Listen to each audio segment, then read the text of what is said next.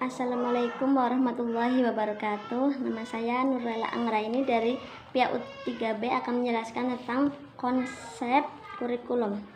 Kurikulum sendiri adalah seperangkat rencana atau alat pengaturan mengenai bahan ajar serta cara yang digunakan sebagai pedoman penyelenggaraan kegiatan pembelajaran AUD. Yang dimaksud di sini adalah seperangkat atau alat yang akan digunakan untuk penyelenggaraan pembelajaran di AUD. Berarti ini pedoman atau alat untuk penyelenggaraan pendidikan AUD.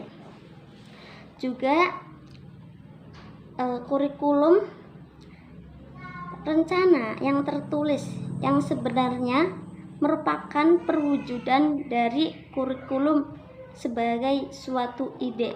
Maksudnya di sini adalah kurikulum itu tertulis dan itu menjadi perwujudan dari kurikulum itu sebagai ide buat penyelenggaraan pendidikan penyelenggaraan kurikulum berasal dari bahasa Latin yakni curriculae, artinya jarak yang harus ditempuh oleh seorang pelari.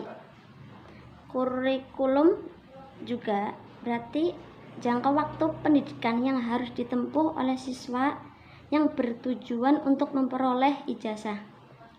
Berarti siswa harus mengikuti kurikulum, harus menempuh semuanya, dan kalau sudah mengikuti kurikulum itu akan mendapat ijazah.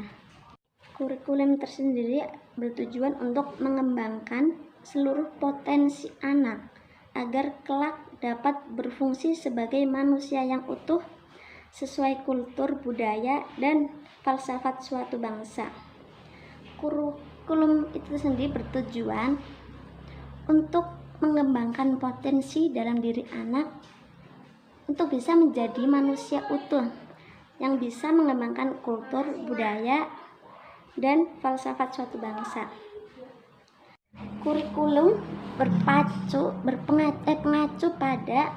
mengacu pada kompetensi standar kompetensi diri. Kompetensi sendiri itu standar kompetensi diri mengenai moral, sosial, bahasa, kognitif, fisik, motorik, dan seni. Kalau anak sudah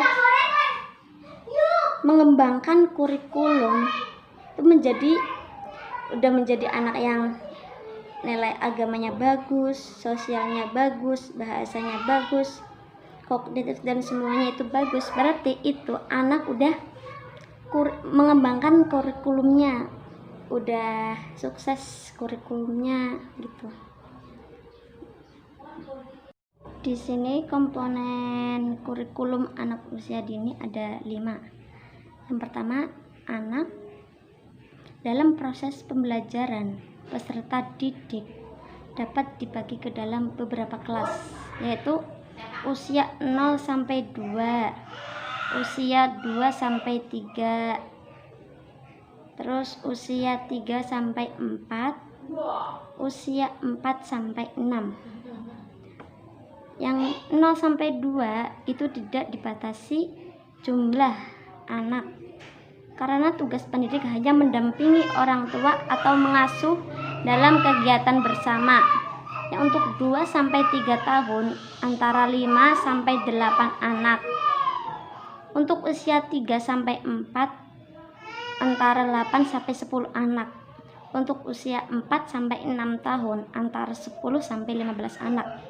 Pendidik atau guru harusnya memiliki kualitas sekurang-kurangnya diploma 4 atau sarjana 1 atau sarjana di bidang pendidikan anak usia dini. Terus dan memiliki sertifikasi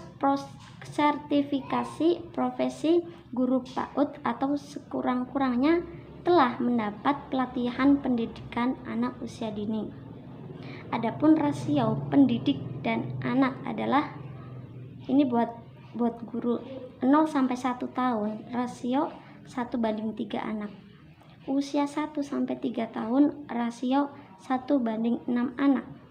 Usia 3 sampai 4 tahun rasio 1:8 anak. Usia 4 sampai 6 tahun rasio 1:10 atau 12 anak. Dan ketiga, pembelajaran. Komponen pendidikan komponen kurikulum itu ada pembelajaran yang ketiga. Pembelajaran dilakukan melalui kegiatan bermain yang dipersiapkan oleh pendidik dengan menyiapkan materi dan proses belajar. Berarti pembelajaran itu udah disiapkan oleh guru dan anak harus bersemangat untuk mengikuti materi itu. Materi usia lahir sampai 3 tahun meliputi pengenalan diri, pengenalan perasaan, pengenalan tentang orang lain, pengenalan berbagai gerak, mengembangkan komunikasi. Terus anak usia 3 sampai 6 itu materinya keaksaraan mencakup peningkatan kosakata bahasa, kesadaran fonologi, wawasan pengetahuan percakapan. Terus konsep matematika mencakup pengenalan angka-angka, pola-pola dan hubungan geometri dan kesadaran ruang dan pengukuran. Itu yang buat 3 sampai 6 tahun. Yang ketiga, pengetahuan alam lebih menekan pada objek fisik, kehidupan bumi dan lingkungan. Pengetahuan sosial mencakup hidup orang banyak, bekerja, berinteraksi dengan orang lain. Terus seni mencakup menari, musik, bermain peran. Berarti 3 sampai 6 itu materinya tentang menari, juga bisa musik, bermain peran, menggambar dan melukis. Terus yang keempat, penilaian. Pertama ada anak, pendidik, pembelajaran, dan keempat penilaian. Penilaian itu proses pengumpulan data dan dokumentasi belajar dan perkembangan anak. Penilaian itu yang udah dicapai oleh anak harus dinilai. Yang kelima, pengelolaan pembelajaran. Itu ada 2, keterlibatan anak dan layanan program.